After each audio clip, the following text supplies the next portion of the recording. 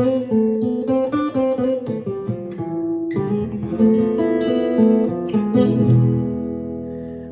hello everyone. It's fall and it's raining outside. And I just came in and I thought I better put out a video today. And I'm going to talk about finger picking. We don't always talk about this hand, but I get a lot of questions about how do you finger pick? What are you doing with your right hand? A lot of times I've got this video here, I'm teaching something, and all you're seeing is this, and you're not seeing what's going on down here. So I thought I'd share with you some tips about finger picking and show my style. There isn't one way to do it. That's just it. It's kind of, I've said it before, it's like baking a roast beef, right? Everyone's got a style. Everyone's got a different way to do it, a different temperature to put it on, leave it in for so many minutes, and everybody has a way to spice it up. It's all done differently, but when it's all said and done, it's roast beef, right? But it has a different flavor to it. So everybody has their, you gotta find your signature and what works for you. I'll share what works for me. And I'll share it in such a way that it's a place where you can begin working on it, okay? So this is more for beginners. If you're advanced, you know, you might pick up a few things from this video. But on the other hand, you know, there's a lot of people who are just trying to understand, how do you do that? And so I'm going to share with you some tips today. And I'm going to start out with the number one tip, and that is, it doesn't happen overnight. Slow down. Okay, it's just not going to happen that way. And it just so happens that somehow your brain has to connect with these fingers. And it builds a memory between the two. And once that happens, you won't think about it. It's kind of like tying your shoes. You remember the first time you tied your shoe? Or at least you tried to tie your shoe, and how I felt so fumbly. And now you can just, you don't have to look. You're not taking one string at a time. You're just, and it's tied, right? Well, it's the same thing with playing guitar. And hopefully the method you're using is a good method so that you're not learning bad habits, okay? So I'm going to share with you what I think are some good habits, what I think are a good way to approach this finger style so that you can bring melody out in your playing.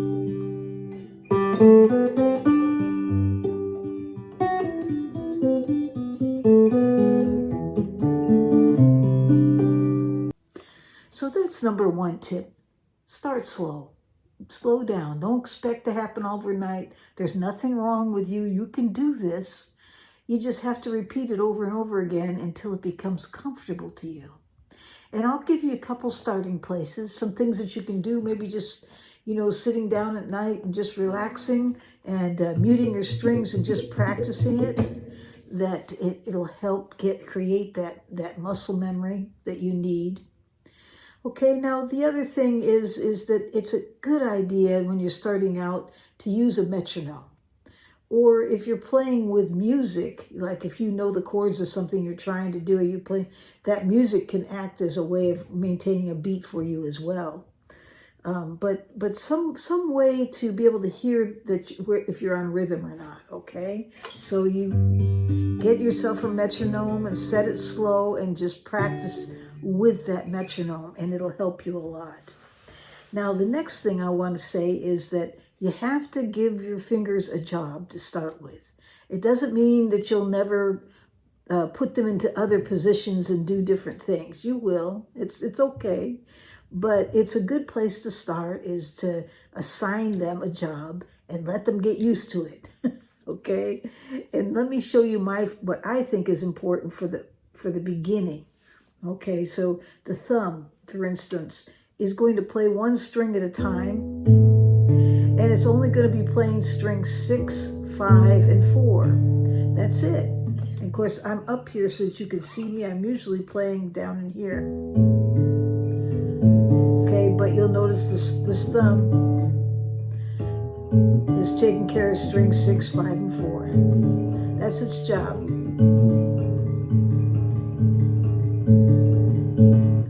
Okay, so it's a good idea to even sit and just pluck the three strings with your thumb. Start one at a time slowly and then go back until it gets a feel for it, that's its job. Okay, so the thumb, strings 5, 6, 5, and 4. These three fingers, you have strings 1, 2, and 3. Of course, when you count strings, you always start from the high string as the 1. I always thought it should be the other way around. It seems more natural to me, but it's not. The high string is the number 1 string when people are communicating about the fingerboard. So string 1 is the high E. 2 and 3, they're associated with these three fingers right here. The first finger right here, that's number 1. That's how you count this. 1, 2, 3. Okay, and pinky could be 4, but 1, 2, 3, and they're going to take care of strings 3, 2, and 1. See that? So you have thumb.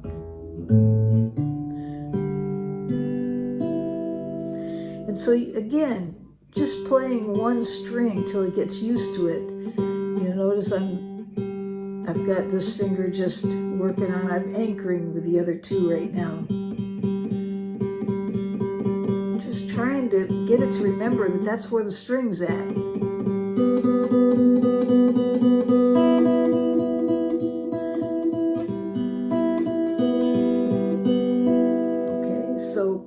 So that's what you want to do, is assign your fingers to the strings, assign your thumb to the strings, okay? Now, this hand position. I notice when I watch people begin, in fact, I saw it the other day when we were visiting with a beginner guitar player. She'd been playing about a year, Bethany, and she started picking, and I'd not noticed it before until now. And when she sat down, she went to pick, and I noticed right away what she does is she picked her hand up like this, and she was approaching the strings so that her hand was up here. See that? It was like this. And she was trying to pluck the strings. And she could do it, but that would be super uncomfortable. It's not the right position. You want to be like this. Not like this, okay? You want to be like this, so that when you're sitting here, your guitar is on your knee here. You'll notice my hand position now. It's kind of perpendicular to the strings, right? Or it just runs right along. It's not. You can rest on this back in here, and you can mute the strings. They call it palm muting.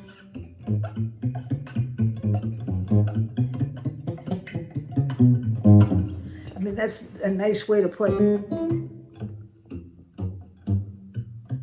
It's a nice way to play and bringing in those sounds. And so that's kind of nice that you have that ability to quickly get to muting your strings. But on the other hand, when you're playing and you want to ring out, you're not necessarily touching the strings, but you're not up here, okay? And you don't want to be peeking over the board. That's why you got to get these fingers to know their job and where they're supposed to be. So you don't have to look. You might have to peek at first. It's okay. But try not to. Try to sit down and just start working on one string at a time. You don't even need to fret this. In fact, you could mute the strings if you want. In this case, I'm playing 6, 3, 2, 1, 2, 3, 6, 3, 2, 1, 2, 3, right? It's just something you could do, and you put on a metronome.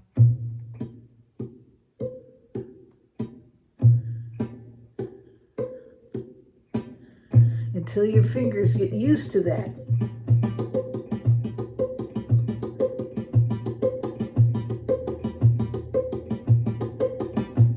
And you'll notice your hand will get tired. And if it does, it's okay. Just stop and rest it. Don't strain your hand. Don't do that. You'll hurt yourself, okay? You got to build muscles. And you got to build a muscle memory as well. So just feeling the strings under your fingertips.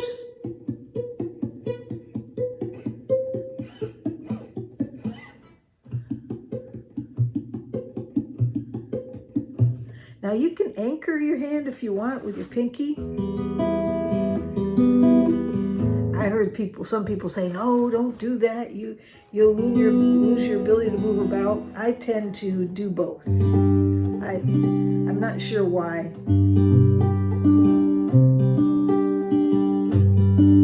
But you'll notice I'm still maintaining this. I'm not doing this. Or I'm not floating over this way. It's just there. I have a short finger, so I have to come up here. If you have a bigger hand, you're probably down in here with that anchor. But you can anchor.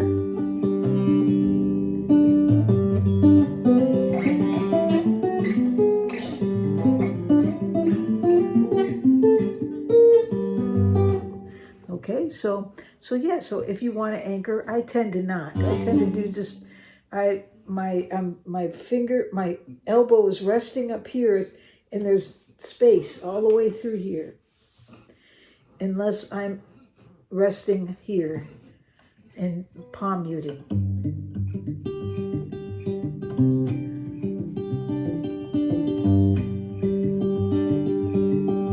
Okay, so either way works. And you can do this if it's more comfortable for you. But in any case, get that thumb used to playing 6, 5, and 4. Start by playing one string at a time. And then you might try some patterns.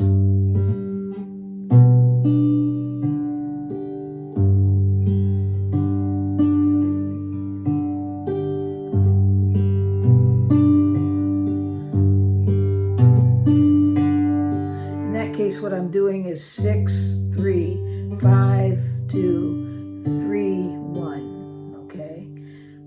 I mean, if you don't want to get complex like that, because that kind of hurts your brain a little bit. It was throwing me just trying to think about doing that. But it helps as you're moving along to practice, because what you're trying to do is get these fingers used to doing this. Now, when you're playing, it doesn't start by playing one string at a time. That doesn't mean you can't ever play together, the thumb pinching with some of these other strings. You can do that too. In this case, I'm pinching 6 and 3,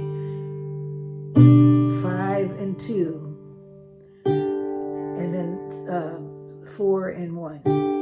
Okay. I mean, it's just different patterns that you can find, and just figure them out. Just come up with something and work on it. But start out with something easy, like just cascading through them until those fingers get used to their job.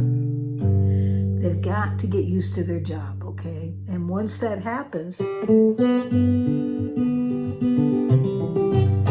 you can start moving into some other styles of picking, okay? But you have to get that part down.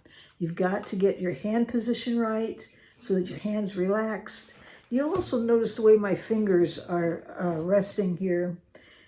I'm at an angle. These fingers are coming in as an angle. Do you see that? It's not like this. It's like this. So that my first finger is up front. This is following behind, and this one's falling behind that. And the thumb is kind of equal to the first finger, a little bit above.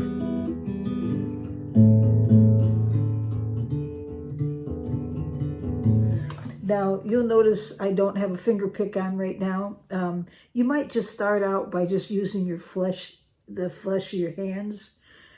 You can grow fingernails if you want. I keep mine short. I like the sound that I get. Now, I'm not picking the strings up. I'm plucking them.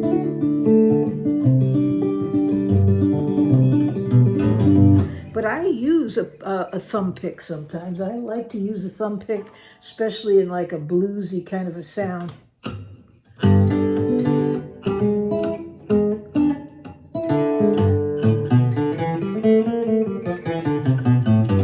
So you can do that, but I would probably start out just letting your fingers, the flesh, contact the strings. I mean, there's probably somebody else that say, oh no, don't do it that way. There's so many different styles. Again, I don't know if there's a right or a wrong way. I just know you've got to get these fingers used to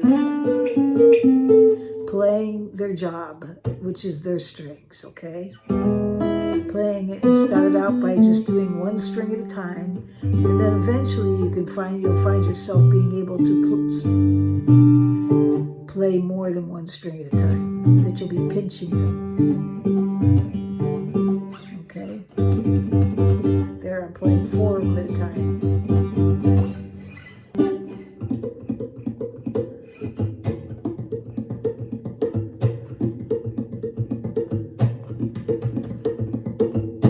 And there, what I'm doing is I'm plucking the strings, but I'm also using a downstroke as where I'm strumming at the same time. So it's kind of so you can get into combinations as well. So there isn't just one way to do this, but to start out, you got to get finger independence. Teach those fingers their job and what they're supposed to be doing. You can experiment with picks, finger picks. You can experiment with growing fingernails. Some people like to warm their hands up before they get started with the practice. Like right now, my hands are cold. It's chilly outside. I was out doing garage sailing, and I didn't really find anything, but I went over to the church to help clean it, and then when I got through, I went out and checked out some of the garage sales, and they're just, because it's raining, there wasn't much out there today. But because of my fingers are cold right now, so I noticed because of it, I'm probably not as, I don't feel like I'm as fast. It sort of slows me down a little bit. So I think that pretty much covers what I was thinking.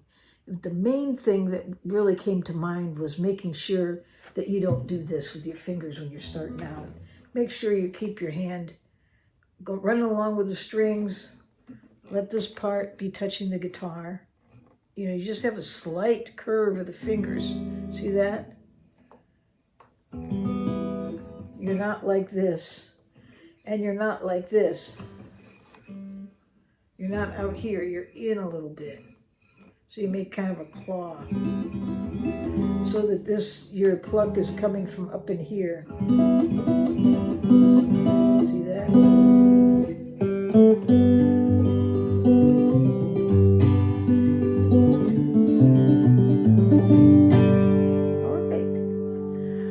So that's what I wanted to share with you today. I hope that helps out. But remember, give your fingers and your thumb their job. Tell them what they got to do. Train them up. Train them in the way they should go. And make them repeat it over and over and over again until they can do it in their sleep. And make sure your hand's at the right angle.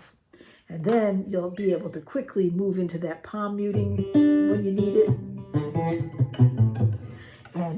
And you'll be able to move about here to bring in different sounds, however you want to do it, and do different styles.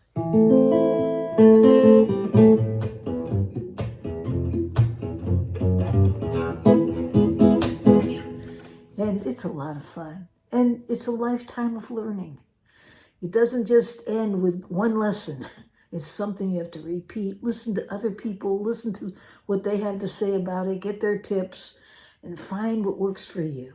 All right? Okay, so I'm going to leave it right there. And I hope you have a great day or night wherever you are in this world.